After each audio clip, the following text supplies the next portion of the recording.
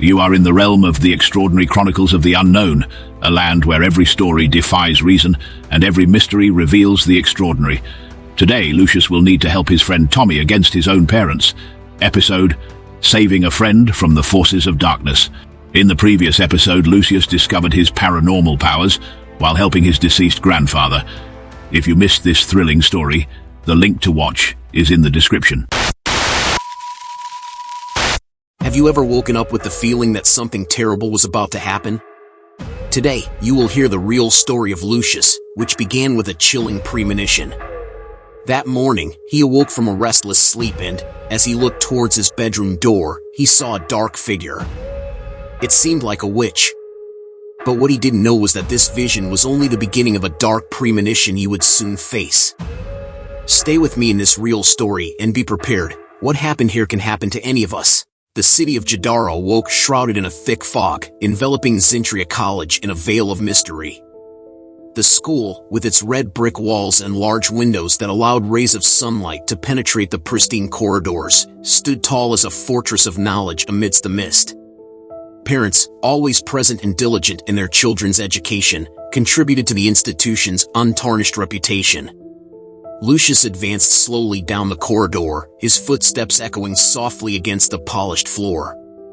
Dressed in a blue plaid shirt and worn-out jeans, his scuffed sneakers whispered stories of past adventures. His large brown eyes scanned every corner, attentive to flickering shadows and inaudible murmurs, while a familiar sense of anxiety tightened his chest, like an unwanted old friend. Since he had helped his grandfather pass into the spiritual realm, Lucius had begun to perceive and feel his powers more intensely each day. He often felt displaced, as if his soul danced between two parallel realities, the one everyone knew and another, full of unseen mysteries.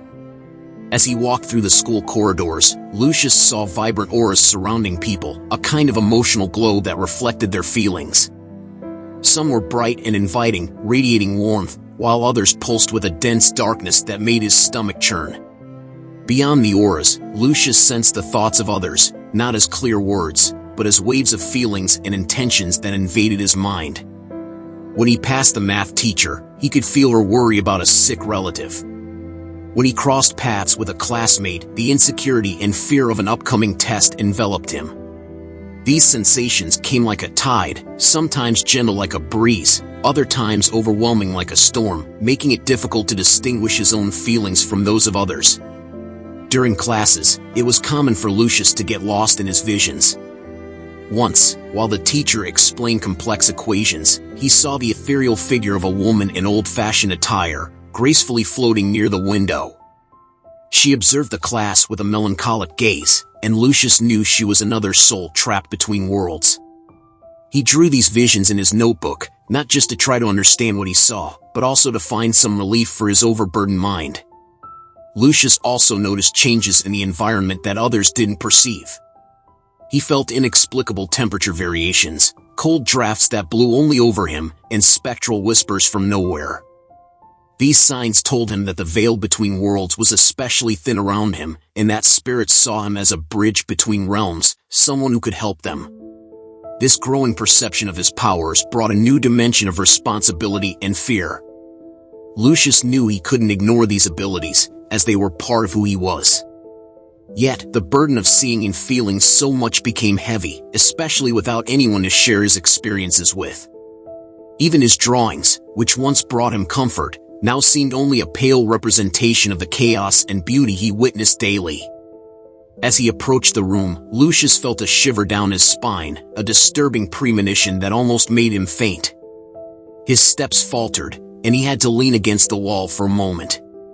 The dark, heavy energy he felt was terrifying, and it seemed to envelop Tommy, his best friend, in a nearly tangible gray aura that swirled like a swarm of hungry mosquitoes. The sight was disturbing, a pulsating mass of darkness that seemed to feed on Tommy's own fear and sadness. Tommy was at the end of the corridor, looking more withdrawn than usual. Lucius and Tommy were inseparable, sharing secrets and adventures. However, at that moment, Lucius realized something was terribly wrong. Tommy was a sweet and friendly boy, with an easy smile and a generous heart. They had known each other since kindergarten and had a bond that went beyond childhood play. But that day, Tommy was different. Lucius took a deep breath, gathered his courage, and walked over to Tommy. He forced a smile and said, "Hey, Tommy. How are you?" Tommy looked up, trying to hide his feelings. "Oh, hey, Lucius. I'm fine. Just tired, you know?" Lucius could see there was more behind Tommy's response. He tilted his head slightly, studying his friend's face. "Are you sure? You seem kinda down today." Tommy averted his eyes, his body tense. "It's just that. Had a rough night, nothing big." Lucius wasn't fooled. The sense of unease persisted, and he knew he had to find out the truth. "You know you can tell me anything, right? We're friends. If something's going on, I want to help." Tommy hesitated, his eyes reflecting an internal conflict. He bit his lower lip and shrugged. "I know, Lucius. It's just, some things are complicated, you know?" Lucius nodded, placing a reassuring hand on Tommy's shoulder. "I get it. But remember, you don't have to face anything alone. I'm here, always." Tommy tried to smile, but the pain in his eyes was evident. Lucius felt a tightness in his chest. The dark energy around Tommy was becoming increasingly oppressive, and he knew he had to do something to help him. Lunch at Zintria College was usually a cheerful time. The cafeteria, with its colorful walls decorated with vibrant murals, was a place where students gathered to share laughter and stories. The tables were covered with bright plastic tablecloths, and the chairs were a cheerful blue. The aroma of fresh food filled the air, and the cooks served generous portions of pasta with meat, accompanied by fresh salads and seasonal fruits. Lucius picked up his tray and sat next to Tommy. He tried to focus on his food, but the negative energy emanating from his friend was almost palpable, interfering with his senses. With each bite, he felt increasing discomfort.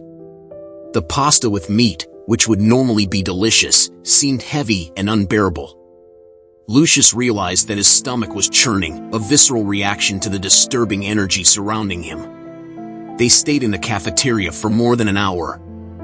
As the other students finished their meals and returned to class, Lucius and Tommy remained seated. Lucius tried to eat, but the food seemed to get worse with each bite, becoming a weight in his stomach. He looked at Tommy, who was just pushing his food around, cutting small pieces of pasta without really eating anything. "Tommy, you need to eat something," Lucius said, trying to encourage his friend. Tommy shook his head, looking at the plate as if it were a strange object. "I can't, Lucius. I'm just not hungry." At that moment, some classmates approached their table. They laughed and whispered among themselves, clearly noticing Tommy's distressed state.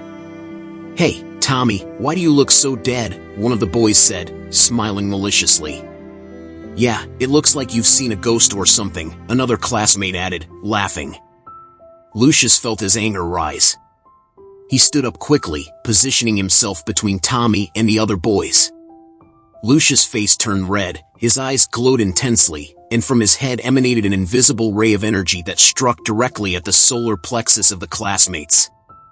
Unintentionally, he used his paranormal powers, projecting an intense energy that made the classmates feel an inexplicable fear.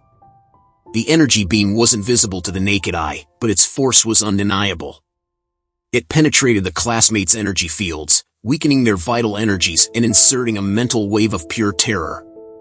The boys were instantly hypnotized, paralyzed by the fear that took over their minds. Their expressions changed from mockery to panic in a matter of seconds. "Leave him alone," Lucius said firmly. "Don't you have anything better to do than bothering others?" There was a fierce determination in Lucius' eyes that the other boys couldn't ignore. After a few seconds of awkward silence, they began to back away, muttering among themselves, visibly terrified. "Calm down, Lucius, we're just joking," said the first boy, raising his hands in a gesture of surrender. "A bad joke," Lucius replied. "You should be ashamed." The boys retreated, the energy of fear they felt was palpable. They quickly moved away, leaving Lucius and Tommy in peace. Lucius sat back down, but the intensity of his anger and the negative energy had deeply affected him. He tried to eat a bit more, but his stomach couldn't handle it. Feeling sick, he quickly got up and ran to the bathroom. The vomiting came almost instantly, a visceral response to the combination of anger and oppressive energy he had experienced. After a few minutes, Lucius left the bathroom, still feeling weak but more determined than ever. He returned to the cafeteria and found Tommy exactly where he had left him, still pushing his food around without really eating. "Thanks, Lucius," Tommy murmured, his voice trembling slightly. "No need to thank me. That's what friends are for," Lucius replied, trying to calm himself. With each step towards the classroom, Lucius' determination grew. He knew his powers were a gift, but also a responsibility. And now, his best friend needed him more than ever. Lucius was ready to face the unknown once again. Lucius walked home slowly after school, his feet dragging on the ground as his thoughts revolved around Tommy. The image of his friend, so worn out and full of fear, wouldn't leave his mind. The cool afternoon breeze caressed his face, but he barely felt it. He was immersed in a whirlwind of emotions and worries. How could he help Tommy? He needed a plan, something that could really make a difference. Suddenly, a memory lit up in his mind. He remembered the day he had helped his grandfather understand that he had passed away. Lucius had managed to leave his physical body. He had projected himself into the astral plane, a feat he never thought possible. What if he could do it again? What if he could use this ability to find out more about what was happening with Tommy? Arriving home, Lucius was determined. He knew he had to try. He quickly climbed the stairs to his room and closed the door, trying to block out all external distractions. He sat on his bed, crossed his legs, and took a deep breath, trying to calm his agitated mind. He tried to concentrate, remembering the feeling of leaving his physical body, but nothing happened. Frustrated, he tried again, and once more, without success. The entire afternoon passed this way. Lucius focused, meditated, tried to recreate the emotions and state of mind that had led him to the astral plane the last time, but nothing seemed to work. He felt exhausted and discouraged. As the sun set and the house was enveloped in darkness, Lucius began to doubt himself. What if he couldn't do it? What if he wasn't able to help Tommy? Finally, exhausted, Lucius decided to lie down. His eyes were heavy, and he couldn't prevent sleep from overtaking him. As he fell asleep, his body completely relaxed, and his mind began to wander. Without meaning to, he projected himself into the astral plane. Suddenly, Lucius woke up in a place that was familiar yet different. He was in his room, but everything seemed more vivid, more brilliant. He looked at his hands and saw they were translucent. He had done it. He was in the astral plane. Emotion and relief flooded him. Lucius knew he had to seize this opportunity. He got up and floated through the house, passing through walls as if they were made of mist. Everything was bathed in a soft glow, and he could feel the energies of the people and objects around him. Lucius left his house and floated through the quiet streets of Jadara, heading towards Tommy's house. Tommy's house seemed shrouded in even deeper darkness on the astral plane. The shadows seemed to writhe as if they were living entities. Lucius felt a shiver, but he didn't let fear stop him. He needed to find out what was happening. He floated into the house, passing through the closed door effortlessly. Inside, the atmosphere was heavy and oppressive. He could feel the suffering embedded in the walls. Lucius concentrated, trying to locate Tommy. He found him in his room, sleeping restlessly. Even on the astral plane, Lucius could see the marks of suffering on Tommy's body and mind. He looked around, searching for the source of that negative energy. It was then that he saw a dark shadow hovering over Tommy's bed, an indistinct figure radiating malevolence. The shadowy figure seemed to sense Lucius's presence and turned towards him, emitting a wave of hostile energy. Lucius felt intense pressure in his mind, as if the shadow was trying to push him back into his physical body. But he resisted. Gathering all the courage he had, he confronted the entity. "Who are you? What are you doing to Tommy?" Lucius's voice echoed through the astral plane. The shadow writhed, emitting a guttural sound. There were no words, but Lucius could feel the malevolent intent. The entity was a manifestation of Tommy's fears and traumas, fed by pain and suffering. Lucius knew he needed to help his friend. With concentrated effort, Lucius projected an intense light from within himself. The light shone with the purity of his intention and compassion. He directed this light at the shadow, which began to dissipate under the intensity of the glow. The entity fought fiercely, trying to hold on to its dominion over Tommy. The shadow emitted a wave of fear directly at Lucius, an oppressive force that almost made him give up and return to his physical body. But Lucius knew he couldn't fail. He focused his mind, resisting the growing panic. "You won't win," Lucius shouted, feeling the light within him grow even stronger.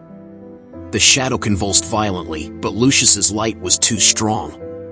Within moments, the shadow began to dissolve, its contours fading until it disappeared completely, leaving Tommy's room enveloped in a peace that hadn't been felt in a long time. The intense struggle and effort to dissipate the shadow had drained Lucius's energy. He felt an irresistible force pulling him back to his physical body. In an instant, he was yanked from the astral plane and returned to his room. Lucius woke abruptly, sweating, his heart racing. His body was soaked with sweat, and his heavy breathing reflected the intensity of the battle he had just fought. He felt a mix of relief and renewed determination. He knew he had made significant progress, but the fight was just beginning. The sense of purpose was undeniable. He knew he could help Tommy, that it was his mission. Tommy needed him, and he wouldn't give up until his friend was safe.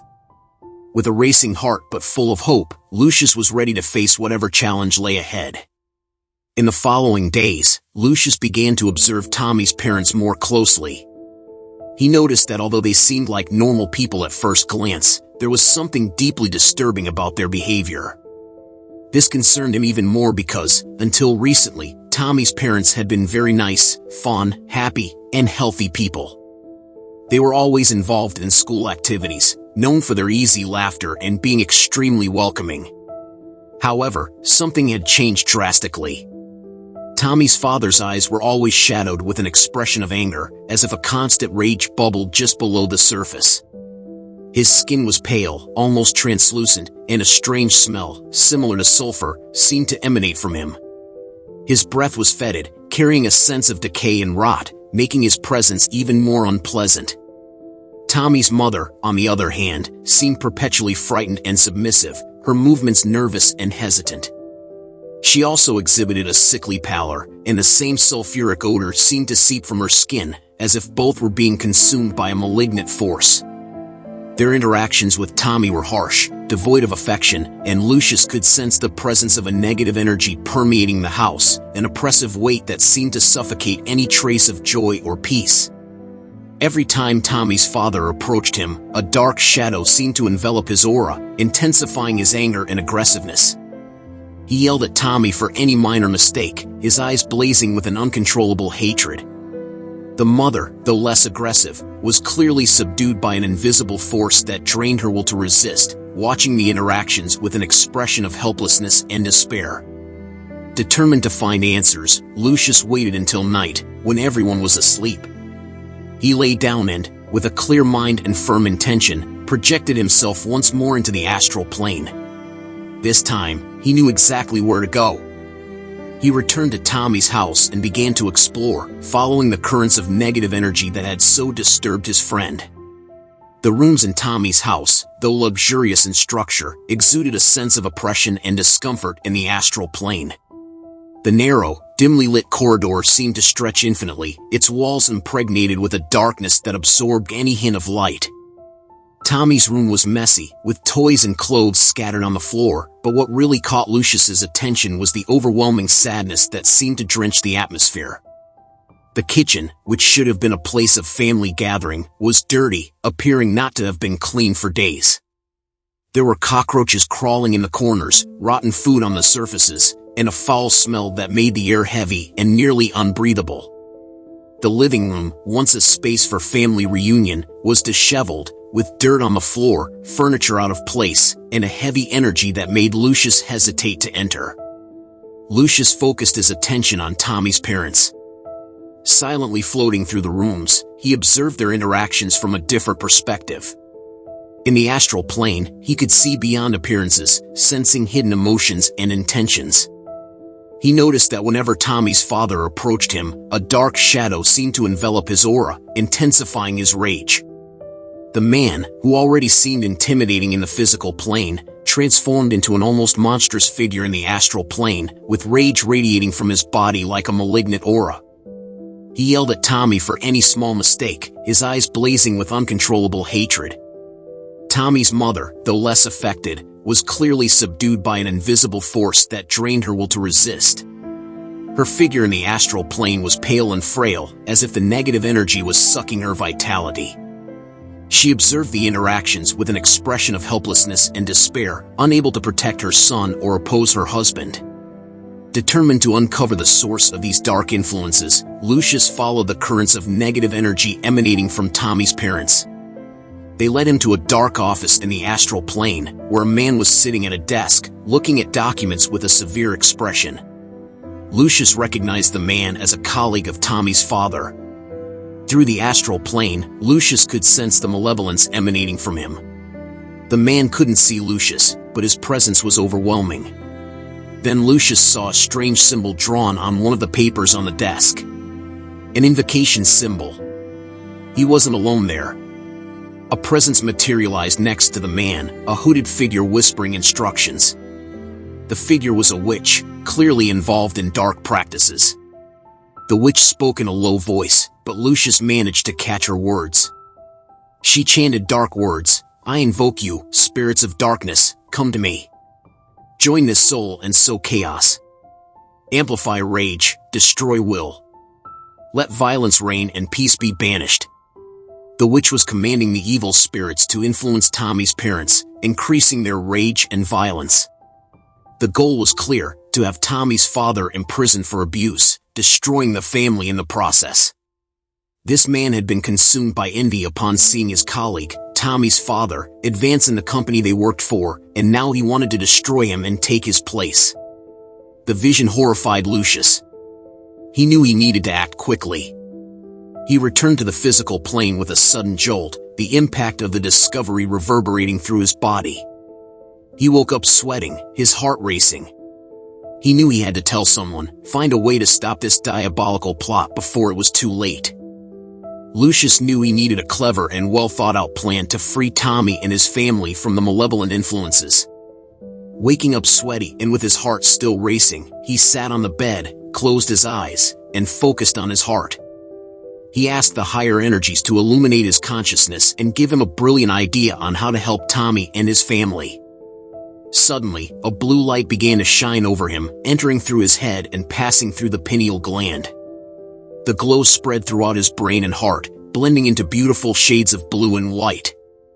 He felt a renewed clarity and strength. As he concentrated, Lucius remembered his teacher, Mrs. Harper. She always showed an interest in spiritual matters, often making connections between historical facts and the spiritual side during her history lessons.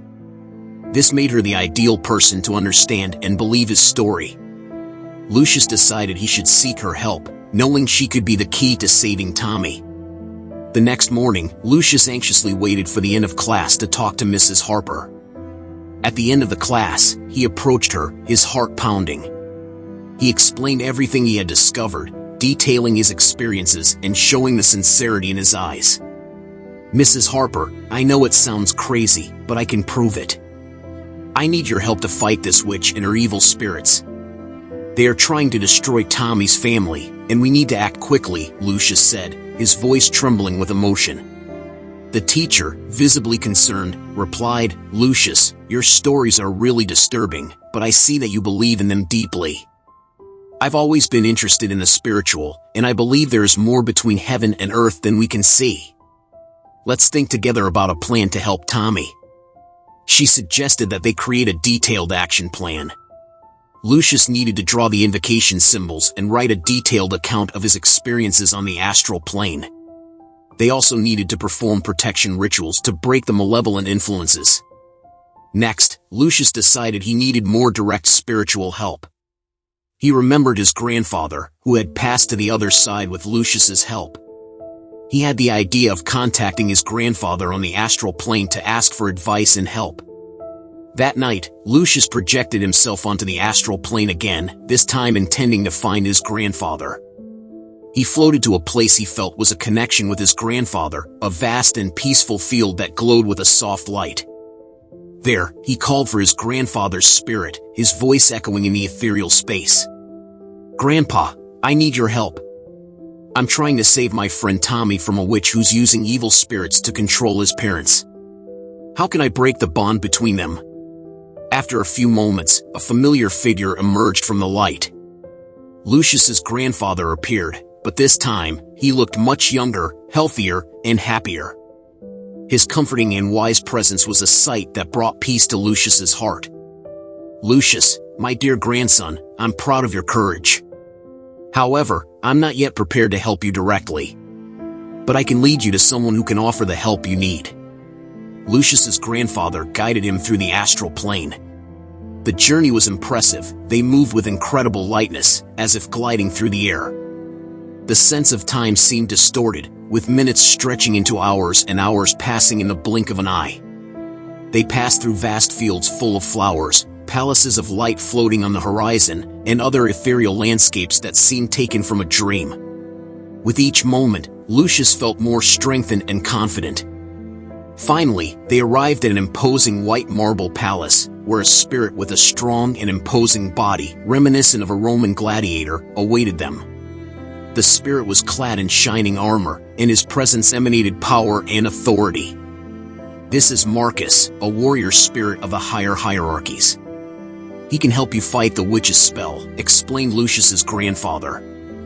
Lucius approached Marcus, feeling small before his powerful presence. "Marcus, my friend Tommy is being controlled by a witch who uses evil spirits. I need your help to break the spell and protect his family," implored Lucius. Marcus looked at Lucius with stern but compassionate eyes. "Lucius, you have a brave and pure heart. I accept to help you. To end the spell, we need to destroy the invocation symbols the witch used to bind the evil spirits to Tommy's parents. The symbols are in a cemetery, inside a coffin where the witch's body lies. These symbols are fed by the energy of decay and death emanating from the cemetery. Additionally, we will perform a protection ritual around Tommy's house to prevent future malevolent influences. This ritual involves salt and sacred herbs to create a circle of protection," explained Marcus. With this new information, Lucius returned to the physical plane. He told everything to Tommy and Mrs. Harper, who were surprised but understood the gravity of the situation. They began collecting the necessary salt and herbs while Lucius drew the invocation symbols he had seen on the astral plane. They decided that the best time to perform the ritual and destroy the symbols would be over a weekend. The following Saturday, Lucius, Tommy, and Mrs. Harper met at the teacher's house, which was close to the school they attended. Lucius explained the plan in detail. "We need to go to the cemetery and open the coffin where the invocation symbols are. Then, we'll destroy them to break the spell. After that, we'll perform the protection ritual around Tommy's house."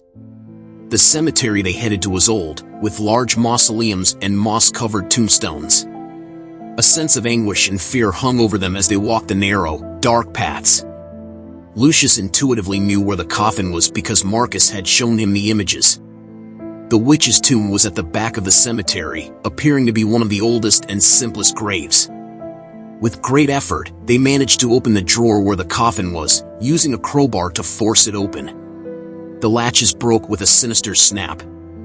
When they finally opened the coffin, a swarm of spiders poured out, causing Lucius, Tommy, and the teacher to recoil in fright. The spiders scurried everywhere, spreading a horrible smell of rot and death. The environment was dark and heavy, the air dense and almost unbreathable. Lucius, staying calm, began erasing the invocation symbols engraved inside the coffin, replacing them with protection symbols. Each destroyed symbol seemed to release a wave of negative energy that dissipated into the air. Lucius, Tommy, and the teacher went to Tommy's house. They felt a mix of fear, anxiety, and joy for being able to help. Each step towards the house seemed to carry a weight but also growing determination. When they arrived there in the late afternoon, very carefully and without making any sudden movements or noises, they began the protection ritual. Lucius asked the three to hold hands and invoke Marcus. Suddenly, a strong wind blew, and a sudden warmth enveloped them. A golden light appeared, bright and comforting, visible not only to Lucius but to everyone. When the light dissipated, Marcus stood before them with an illuminated and majestic aura. Marcus began to recite magical words of cleansing and protection, his voice resonating with calm and powerful authority. Spiritai de luz, spiritai de pace, purificat questa demora dal tenebra. Protegit caloro ceca bidano, alaminate agni male, e create un cerchio de sicurezza. He then asked the three to make the protection circle around the house with the salt and herbs, instructing them in each step with precision and care. Lucius, Tommy, and Mrs. Harper followed Marcus's instructions, spreading the salt and herbs around the entire house, creating a sacred barrier against malignant influences. When they finished the ritual, the house seemed to breathe a little more easily, as if a weight had been lifted. The environment became lighter and more peaceful, and a sense of security enveloped everyone. Marcus, still present, looked at Lucius with approval. Suddenly, a shiver ran through the air. The witch, sensing the protection ritual being performed, decided to counterattack with desperate fury. She launched dark energies at Lucius, Tommy, and the teacher, like rays of darkness slicing through the air. The shadows twisted and writhed, wrapping around them with malevolent intensity. The witch, not satisfied with just her spells, summoned dark spirits to attack the three. The spirits emerged from the ground, spectral figures enveloped in a dark mist, their eyes glowing with hatred and pain. They advanced with outstretched claws and mouths open in silent screams. But Marcus, with his strength and power, raised his arms and created a dome of golden energy around Lucius, Tommy, and the teacher. Light radiated from his hands, forming an impenetrable barrier that the spirits and the witch's dark energies could not breach. Marcus, in his unwavering authority, made the witch materialize in front of them. With a decisive movement, he extended his hand, emitting a beam of light that paralyzed the witch in place. The witch was a vision of horror. Her pale, wrinkled skin exuded a smell of decay, her disheveled hair fell in dirty strands, and her eyes were pits of darkness filled with rancor. Marcus approached her with determination and, placing his hand on her heart, made an intense light radiate from his hand and penetrate the witch's heart. "You don't need to continue on this path of darkness that you've been on for so many years," Marcus said in a firm and compassionate voice. "Forgive yourself. Leave the past behind. You can be happy, you can be loved, and you can find a new perspective." The witch tried to defend herself, her voice coming out in a hoarse whisper. "I was betrayed, hurt. I don't know how to forgive. Darkness is all I know." The witch hesitated, her expression of anger and pain slowly beginning to soften. Marcus's light continued to radiate, enveloping her in a sensation of love and security that she hadn't felt in a long time. She began to remember the past, the horrible things she had done to people. She recalled how she had poisoned a well, causing the death of an entire family out of revenge. On another occasion, she had cast a curse that condemned an entire village to an endless winter, resulting in hunger and despair. The memories assaulted her with overwhelming force. Feeling tired and lonely, the witch began to cry. She realized the emptiness that her life of malice and vengeance had created within her. Every act of cruelty had only isolated her more, until all that was left was darkness. Marcus, keeping his hand firmly on the witch's heart, continued. "We all face pain and betrayal, but darkness is not the answer. Let me help you find the light. Accept forgiveness, both for others and for yourself. You can change, you can start a journey of cleansing, redemption, and move towards good."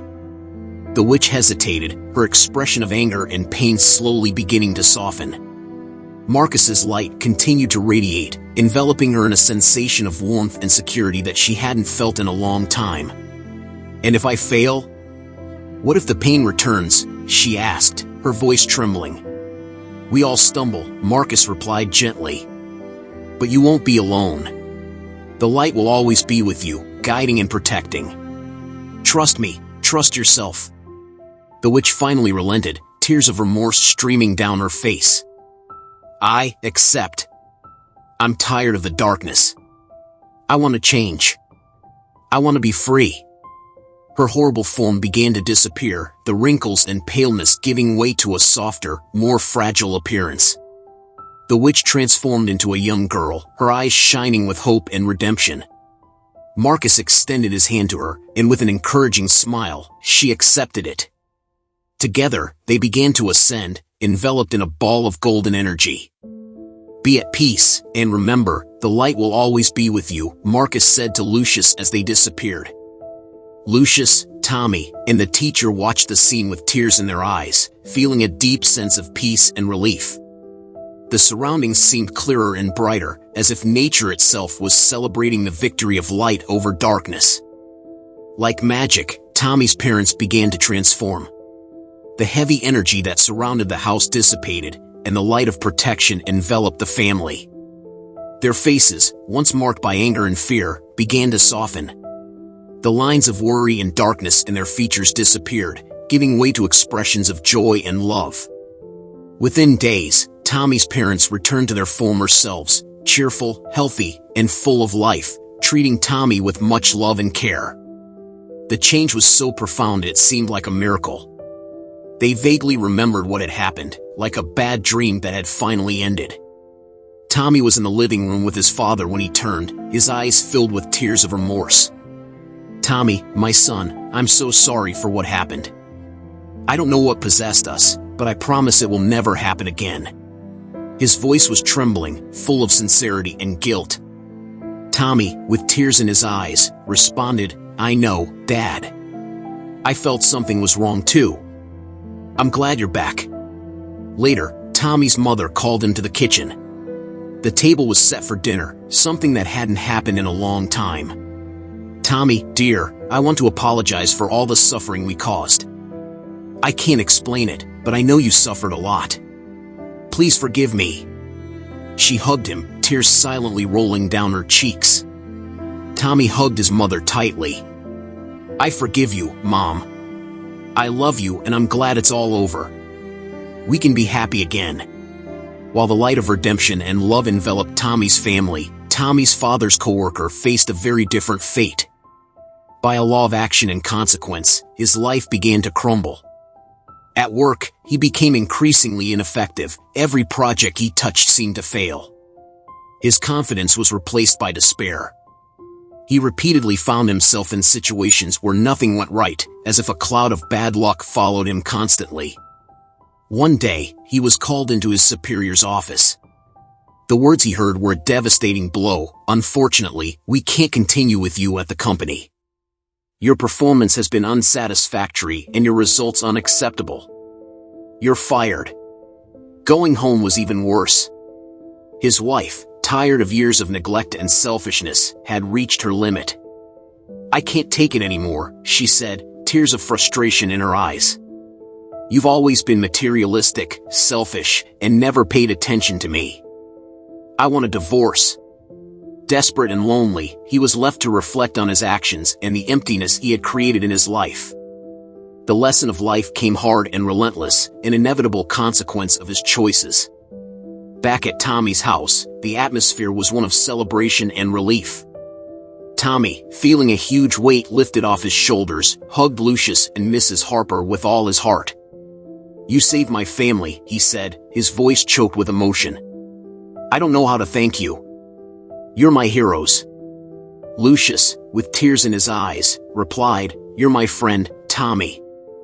I'd do anything for you." Mrs. Harper, also emotional, added, "We did this together. Love and light always prevail." The three began to cry with emotion, united by an even stronger bond than before. The power of friendship, faith, and love had managed to overcome the darkness. They embraced for a long time, feeling the deep truth that, together, they could face any challenge the future might bring. Here ends another chronicle of this special boy, Lucius. His journey of courage, love, and redemption not only brought peace to his friend Tommy's life, but also taught us a valuable lesson about the strength of the human heart. And you, my friend, think this is fantasy. This is life, it's everyday life. Our existence is full of events like this, hidden in the shadows and in the hearts of those around us. If you like this story, like and subscribe to our channel for more chronicles of the unknown. Together, we will continue to explore the mysteries and wonders that life has to offer. Until next time, and remember, the light always prevails, but it's not always easy to find.